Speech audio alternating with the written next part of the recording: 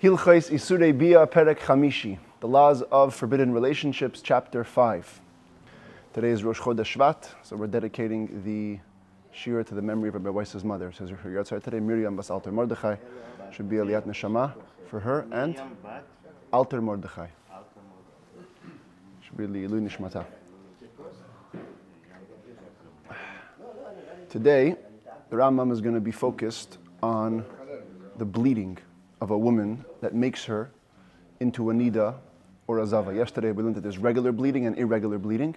Both of them can cause the woman to become impure as far as relationships go.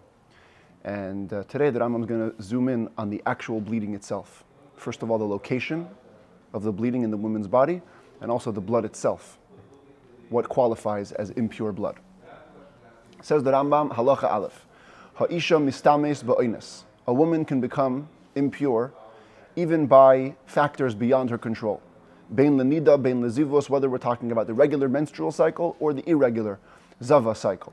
It's not just if the body expels the blood in the natural way that the woman becomes impure, but even if something else happened that you would think is an outside circumstance, fact is she bled, it makes her impure. Ketzad, what would that look like? For example, kegoin shekafza mimakim lemakim. For example, she was jumping from place to place, like over here, she's doing jump rope. Or maybe she was at the zoo and she saw an animal or a beast or a bird misaskin zeimzeh, mating with each other, which caused her to become aroused, and that caused her to bleed. Anything similar like this, since the bottom line is she saw blood, nitmeis, she becomes impure. The amount of blood that she needs to bleed to make her impure is even the most minute amount. The smallest amount, even if she sees blood, the amount of a drop, the size of a mustard seed, it's as though much blood has flown from her. Doesn't make a difference. One drop makes her as impure as a big menstruation. Halacha Beis, the Rambam now moves to defining some of the anatomy of the woman which has direct influence on making her pure or impure. Halacha Beis, kol hanashim mistamais bebayis hachitzon. All women become impure in what's called the outer compartment.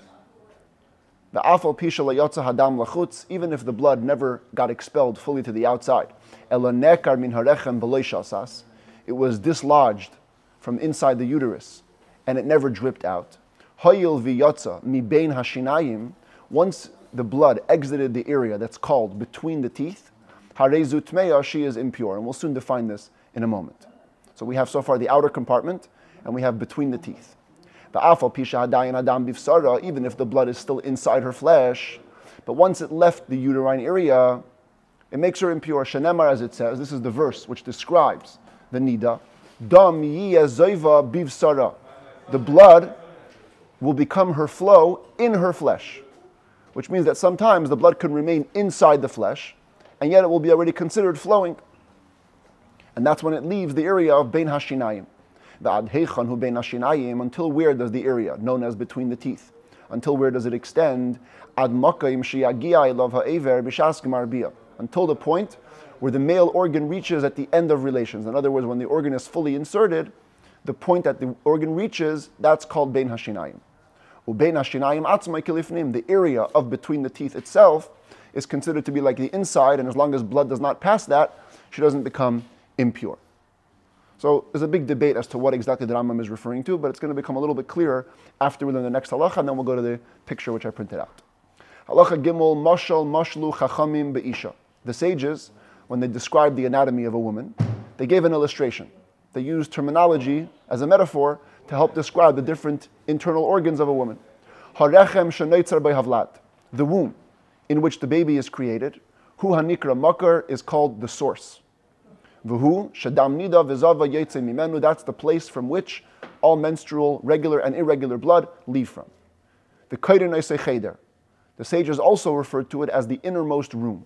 L'fishu lifnai v'lifnim, because relative to the woman's body structure, it's the innermost cavity of all the other things that we're going to describe. So it's the inner room is the actual womb. V'tzavar harechem kulai, the neck of the womb, the canal that leads from the uterus outside the woman's body. V'hu hamakim ha'aruch It's the long tube, so to speak, the long canal, whose top contracts very much during pregnancy. So the baby shouldn't fall out. So top means its innermost point. In other words, if you're going from the woman's outside of the body to the inside, the innermost point closest to the uterus is the place which closes up very, very tightly to hold the baby in place. And it opens very much during birth. That entire area is called the prosdor. Prosdor means like the hall. As if to say that it's a gateway, an entranceway to the womb. In the moment of the end of relations, the male organ enters this hall, enters this gateway, but it never reaches all the way to the end, its innermost end, the opening to the uterus. Actually, it doesn't go all the way there. It's a little bit distant according to different organs, in other words, according to each person's size. But that's the two basic elements. The cheder is the actual womb, the prosdor is the hall right outside it. Above the room and the antechamber, above the room and the hall. Between the room and the hall, in other words, if you go upwards, but in the space that's dedicated between the inner and outer parts of the uterus, that's the area in the woman's body, where the woman's two ovaries can be found. The hashvilim, as well as the tubes, it's called today the fallopian tubes, where her eggs become mature. The entirety of that space, the fallopian tubes with the ovaries, are called together the aliyah, the loft, the second floor, because they're above, physiologically, the uterus. According to the Rambam, the way he describes it, there is a hole that opens from this entire second story, from the tubes, to the roof of the antechamber, of the outer part of the uterus. This hole is known as the lul, the passageway. The male organ enters beyond that passage point in the moment of the end of relations. So here the Rambam just gives the basic terminology for the woman's internal system, so he can define in a moment blood from which area becomes impure. The Rambam at length describes this in his commentary to the Mishnah, and he says over there, Kol misha makir b'chokhmat hanituach. Anybody who is familiar with the wisdom of surgery will know that what I'm saying is true, the way he describes the anatomy.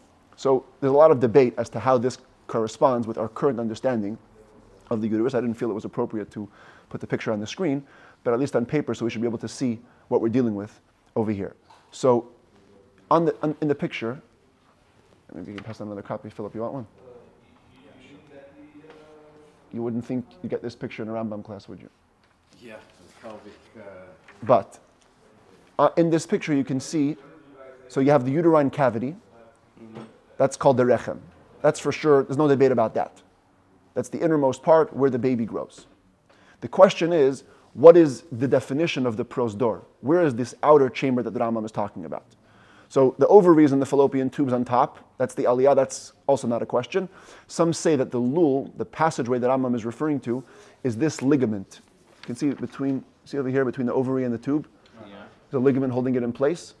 So in modern anatomy, we don't see an actual hole. There's no passageway from the ovaries to the tubes on that way. But people say that's what the lul meant. The lul means the ligament that's holding them in place to the aliyah. As far as the prosdor, as far as the outer cavity, so I just printed out for myself some things over here.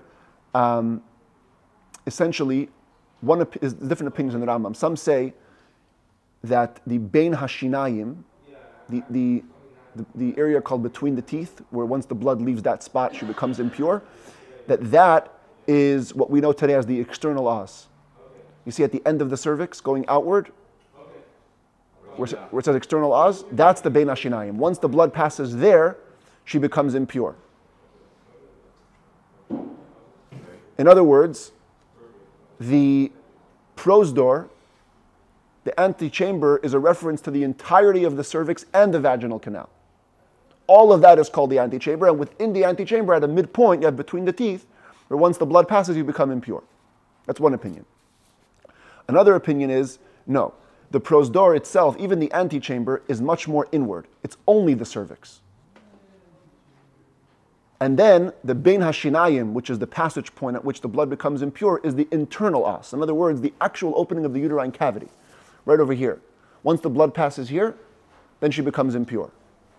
And this area here is called the prosdor. Okay, so in other words, the bottom line is everybody says it's past the uterus. The question is, where's the bein hashinayim? Where's the impurity point? At the external os or the internal os? That's the basic discussion in the Rambam's opinion. But be that as it may, there's definitely a point once you leave the uterus, that once the blood passes that point, she becomes fully impure. Says the Rambam, knowing as we know all these terminologies. Let's see halacha hey. Dam haba min hacheder. If the blood emerges from within the room, in other words, from within the uterine cavity, kulei tameh, then the entirety of the blood is impure. It came literally from within the woman's body.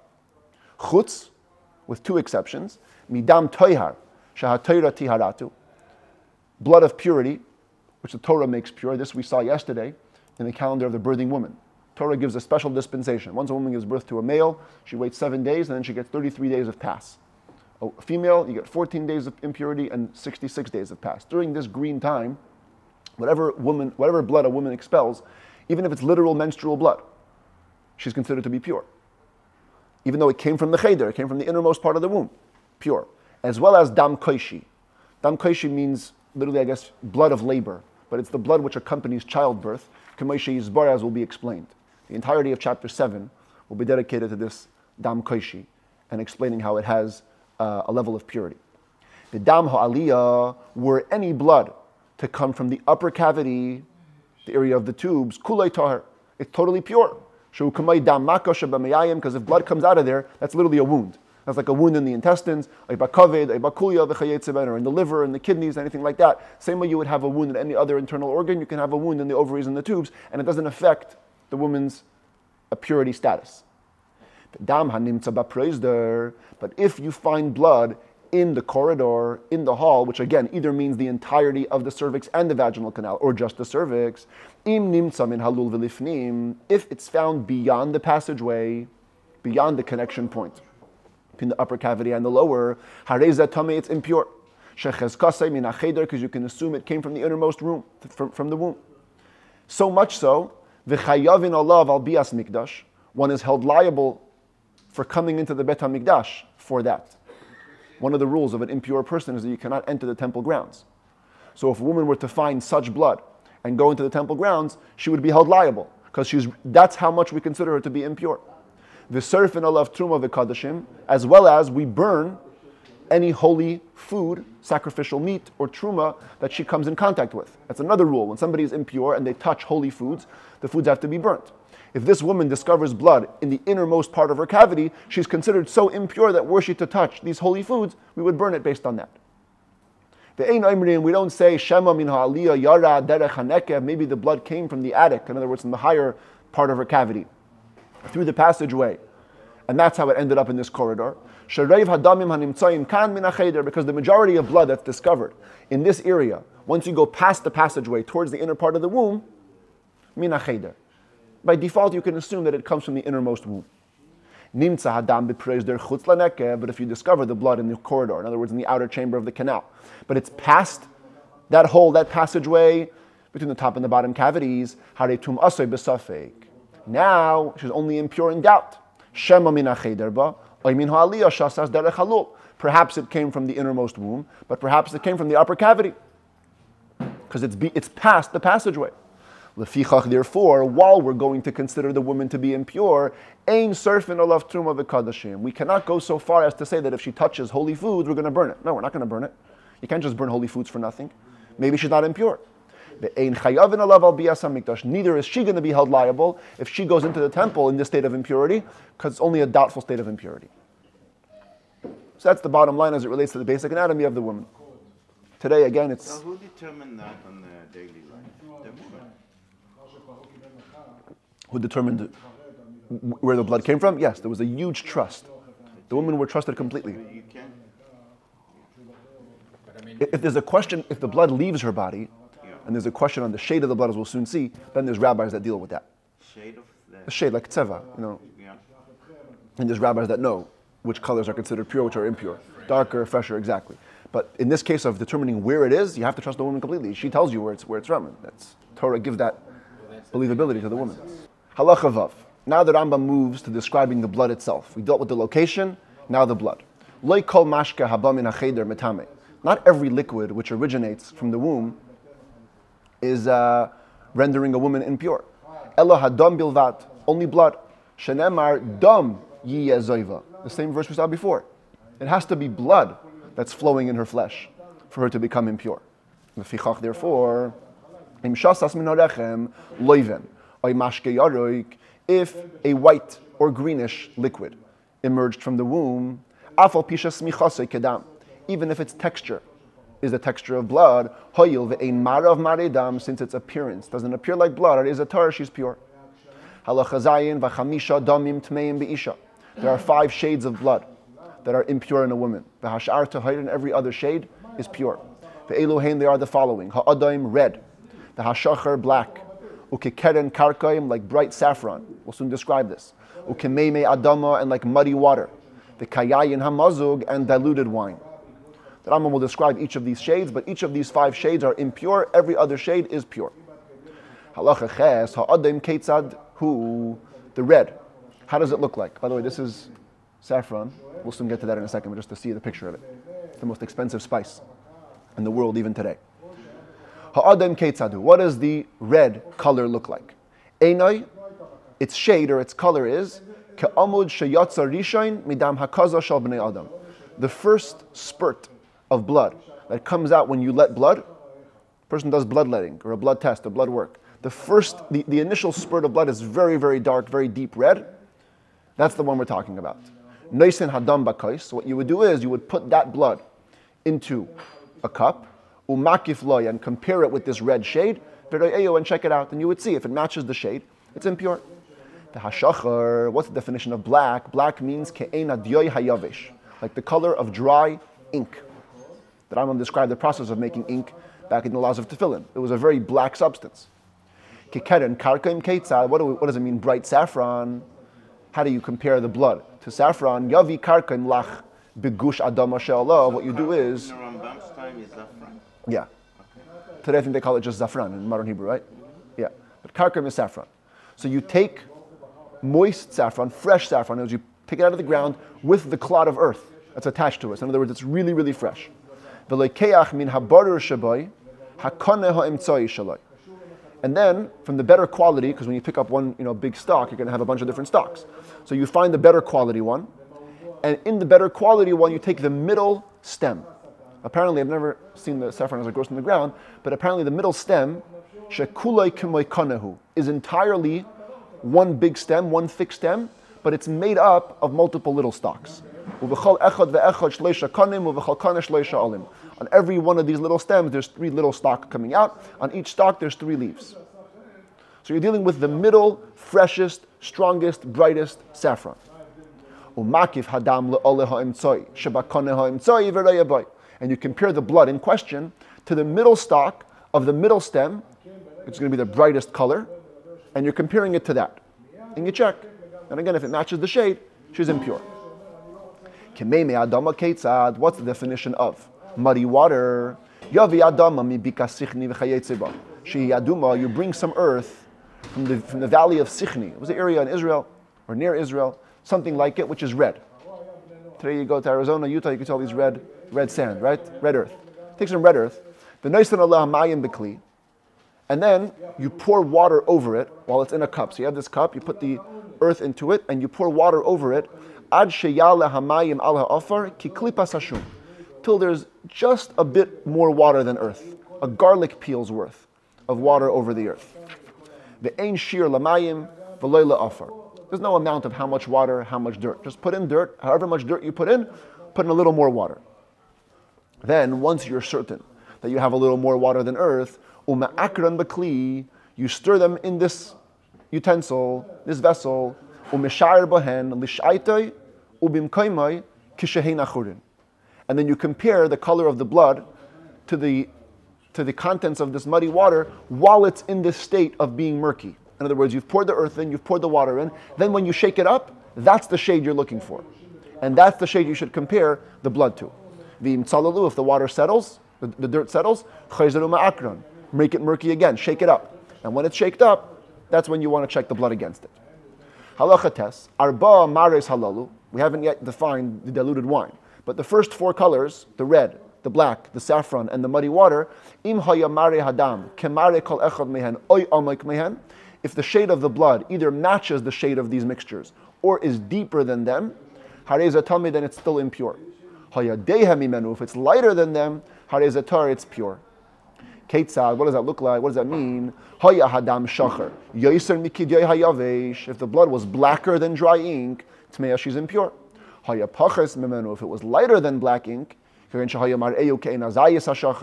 maybe it looked like a black olive, or the color of tar, or the color of a black raven, lighter blacks than the black ink, she's pure. The same would apply to all the other 3, the red, the saffron, and the muddy water. If it's lighter, pure. Darker, impure. Yud kayayin hamazug keitzad. What is diluted wine? What is that shade? It's a specific recipe. Chelek echad yayin, you take 1 portion of wine, min hayayin hasharoini, shal eretz Yisrael, chai v'chadash, from the area of Sharon in Israel. It has to be raw wine. It has to be fresh wine, undiluted wine. Ushnei chalakim mayim, and you do a ratio of 1 to 2 with water. So 1 portion wine, 2 portions water. And then you mix it. Hoya mari hadam omek mimenu, oideha mimenu. In the case of diluted wine, it's got to be exact. If the color of the blood is deeper than the wine, or lighter than the wine, she's pure. Ad sheyiya kemezeg zebilvad, till it matches this exact dilution ratio of 1 to 2 wine to water. V'ne'emenes isha leimar. In general, a woman is believed to say, Kemare zera isi v'ibadativ. This is the color which I saw, but I lost the cloth where the blood was expelled onto. And the Torah sage, based on her words, will declare her pure or impure. In a moment, the Rambam will say that the sages, they had a good eye for bloods. They knew how the different colors, it's a thing you're trained for. So they would be able to know. They say the color, and they say pure or impure. And here we see how the women are highly trusted when it comes to this. The Torah hands it all over to them. They can tell us what they saw, and based on that, we will determine the Jewish law. Halacha Yud Aleph, Keitzad Makif V'Roya. What is the process of comparing the blood to these shades? Lekeach hamatlis sheyesh ba hadam biyadei. You must take the cloth with the blood on it in your hand, umabit boy ubadyoy, and look at it and the ink, or the saffron leaf, or the bloodletting blood that you're comparing it to in the cup, or the muddy water or the diluted wine. In other words, you're looking at the cloth and simultaneously at the mixture which you're measuring it against. And you compare based on whatever your eyes can see. We're human after all, so we gotta give ourselves a little leeway. You do your best, and you declare impure or pure. Whatever outside factors we can mitigate, we're going to mitigate. So do not look at the cup. If it's a glass cup, do not look at it from the outside. Look at it from the inside. Look at the liquid. It should be a wide cup, not too narrow, because otherwise the walls will affect the coloring. Mishkale mana, it should weigh a mana, that's the amount that it should weigh. Umachazik shnei lugin, it should hold at least 2 log, which is about 24 ounces. So the light enters it and it's not too dark. That's within the cup itself. The Rambam goes further. Halacha Yud Beis. Ein boitkin hadam ela al gabe matlis levana. We only check the blood on a white cloth, ubachama, and in the sun. You go out for natural light. That's the light which we measure against. V'oiset tzel biyadei al hadam. V'hu oimed bachama. The best technique is to make shadow with your hands over the blood while you're standing in the natural light of the sun. So you can observe its color as is. Says the Rambam, although I'm describing to you the optimal circumstances of sighting, not every sage who checks blood needs to have all these circumstances every time he checks blood. The sages have a sensitive eye. They have a good eye for bloods. When a rabbi looks at it, right away, he'll say pure or impure. Even today, by the way, when many women bring their cloths to check by rabbis, There's special rabbis that specialize, that they train for this, and they have like an immediate thing. Rabbi Weiss himself, I think, checks many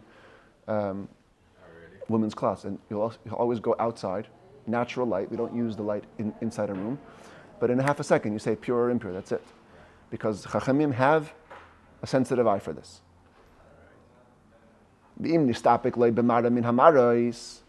If the sage, who typically has a sensitive eye, is in doubt himself, he goes, oh, I need to check this one out, and now I have a doubt, okay, then bring in all the reinforcements. Tzarich lahakiv, v'la'arayich, start comparing and contrasting, lidyoy, l'dam hakaza, l'sh'ar hamarais, to the ink or to the blood of the bloodletting, or to any other colors. But by default, you don't have to have ready all these 5 cups. You just see the cloth and you'll say whether it's pure or impure. I mean, the blood changes color once it dries. Yes, that's why the rabbis always recommend that if you have a question about some blood on a cloth, let it dry. Because typically when it dries, it'll be more lenient. Yes, don't rush to a rabbi in the moment that it's right there on the cloth, because actually that could cause problems. Halacha Yud Gimel. The Rambam now moves to other things that will emerge from a woman's body and define whether they're blood or not. Hamapeles chasicha. If a woman, unfortunately, miscarries or expels a piece of flesh, almost, from within her uterus. Afal pishahi aduma, even if it's red. Im yesh imadam tmeya. If it's accompanied by blood, she's impure. V'im lav tahira. According to the Rambam, if not, she's pure. The fact that flesh came out of the uterus means nothing. It just means it's like there's some degeneration of her internal organs, but doesn't cause her to become impure. Even if you tear open this piece of flesh and it's full of blood, she is pure. The blood inside the piece is not the blood of menstruation, it's the blood of the piece. But if when she discharged the flesh, the piece was already torn and there's blood congealed within it, then she's impure. Because blood has expelled, not as part of the flesh, but as part of the menstrual blood. Hipila, if a woman discharges, can mean klipa, something looking like a shell, can mean saira, a shape of a hair, can mean afar, like dirt, kamayav chushin, or like mosquitoes. If these things looked red, let her put it into lukewarm water. If they dissolve, she's impure. Because it was obviously blood which congealed. And citing dry blood still makes you impure. However, if these materials waited in the lukewarm water for 24 hours and only then they dissolved, she's only impure out of doubt, not for sure. If even after 24 hours they didn't dissolve, these weird expulsions, these weird discharges, they're obviously from a wound, an internal wound, and she's totally pure. It's not menstrual blood. Tesvav, hipila. If a woman discharges something in the shape of, can mean chagavim, can mean dagim, shkatzim, urimasi, in the shape of locusts or a fish, or teeming or crawling creatures. Im yeshi mohen dam, if they're accompanied by blood, tmeya, she's impure. V'im lav tahira, if not, she is pure. Many people disagree with the Rambam. They say that woman miscarries these shapes, it's a distorted fetus, and she is impure. But the Rambam says no. Any unnatural shape, if there's blood, impure, no blood, pure. Tezayin. If a woman inserted a tube into her vaginal canal, and expelled regular menstrual blood, but it came through the tube, tahira, she's pure. Shenemar, because it says, and we return again to this verse, dam zoiva bivsara, the blood must be flowing in her flesh. Ad shatira bivsara kederech she'anashim rayes, till she sees it by way of her flesh, like women usually see. Ve'ein derech ha'isha lidas b'shfeiferes, women do not usually see blood going through a tube. Not because of chatzitza, it's not an interposition thing. It's just a natural way. Women don't expel blood through a tube. They expel blood through their own vaginal flesh. And if it didn't come through the flesh, it's pure. Yud Zayin, ha'isha she'ishtina mayim v'yatsa damim meraglayim, if a woman urinates and blood exits with the urine. Bein she'ishtina v'hiyei medes, bein she'ishtina v'hiyei sheves, whether she urinated standing or sitting, harei tahira, she's pure. Va'afilu hirgish gufa v'nizdaza, even if in the moment of this urination she had physical sensations, and her body shook, shuddered, eino chesheshes, no need to worry. Shahargashas meraglayim hizu, it's a sensation of the urine, not of the blood. She'ein meraglayim min hacheder. Because I'll prove it to you. Urine doesn't come from the womb. So clearly, this blood is a wound either in the colon or in the kidney. It's not a wound. It's not a internal bleeding. Otherwise, it wouldn't come together with the urine. Halacha Yudches, dam besulim, hymenal bleeding, the blood of a virgin, tar, who is totally pure. Ve'ene leidam nida, ve'leidam ziva. It's not considered to be regular menstrual blood, irregular menstrual blood. She'ene min hamakar, because it doesn't come from the womb. Ela kamedam chabura, it's like a wound, not the womb, right? It's rupturing the hymen. It's in the vaginal canal. It's not producing any new blood. Now, I should say, it doesn't apply today. Today we consider all blood to be menstrual blood, even virginity blood. But the Rambam is talking about the Talmudic original law. The Ketzad din habesula bedamim. What exactly is the law of a virgin as it relates to her blood? Im nises kitana, if she got married as a minor, bein loida asadam miyameha, bein shara asadam bevesavia, whether she had never seen blood, regular period blood or not. Harezu muteres lebayla chatichya amaka. She's permitted to her husband till the wound heals. Shekol dam shatire machmas hamaka. Who any blood which she will see will be attributed to the wound. But if she then sights blood after the wound has healed, of course, she's a regular menstruant and will be impure. You test nises kishihinayra. If the virgin got married when she was already manifesting signs of physical puberty, if she had never had a period yet, special dispensation for a virgin, she gets 4 days and nights of a free pass. Even if the blood is dripping, you can continue to have relations because it's virginity blood, not period blood. Again, provided the wound doesn't heal. But if she had previously had a period and only then got married as a na'ara, the husband has no right except to have one relations with her, and he must separate. We're going to treat the virginity, the hymenal bleeding, as though it were the beginning of a menstrual cycle. A woman who reached full majority 6 months after first coming up with the physical signs of maturity and still hasn't sighted blood yet, we give her one free night when she gets married, and that's it. These 4 nights which we give a woman, a young girl who never saw blood, doesn't have to be consecutive. It could even be at intervals. He has relations one night. You can even wait 2 or 3 months and have a second night now. You get 4 free nights total. As long as the wound didn't heal. Once the wound heals, then of course all bets are off. Same thing with a minor, where we said you can keep on having relations till the wound heals. Even if it's for a year. You can have relations all year, whether at intervals or every day. Doesn't make a difference. As long as the blood can be attributed to the wound, it doesn't make her impure. If a minor girl got married and she becomes a naira, she begins to produce the physical signs of maturity while under her husband's jurisdiction, but she's still bleeding because of the original wound. So now what do we consider her? If she's a minor, she gets a free pass. If she's a naira, she only gets 4 nights. So the Rambam will make a little combination. The totality of all the relations that they had when she was a minor counts for 1 night. And then you can complete the other 3 nights for a total of 4 while she's already a naira. Again, even if these 3 nights, you'll take them at intervals. And you'll have once in 2 months relations.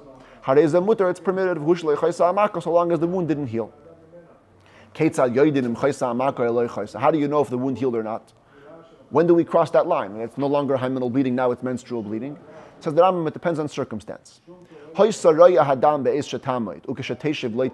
If, let's say, she only saw the blood when she stood up, but not when she sat.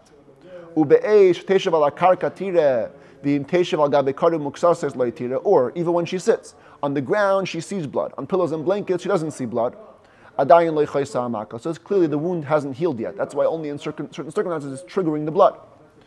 But if the blood completely stops and she's no longer sighting any blood, whether she's standing or sitting on a pillow, doesn't matter. Then for sure the wound has healed. Or the opposite, if it didn't stop at all. She keeps on seeing blood even while sitting on smooth surfaces, pillows and blankets. The wound is no longer applicable. This is now menstrual blood. If a woman would consistently see blood during relations in this beginning stage, we can assume that it comes from the wound. But once she has relations with no sighting of blood, and then she sees blood not as a result of relations, now we know she's crossed the line, no longer a virgin, now bleeding as a regular menstruant. If a man has relations with a virgin and no blood emerges, and he has a second time relations, and now there is blood, even if she's a minor, this second round of blood cannot be attributed to the virginity. It's menstrual blood. Were it to be hymenal bleeding, it would come beginning. From the fact that it didn't come the first time, the second time is impure blood. If a man has relations with a minor girl less than 3 years old and there is blood, is treated as hymenal bleeding. Even though we say that under 3, there's no significance, the hymen will go back. But in the meantime, you've ruptured the hymen, it's hymenal bleeding, you don't have to treat it as impure blood, rather it is pure blood.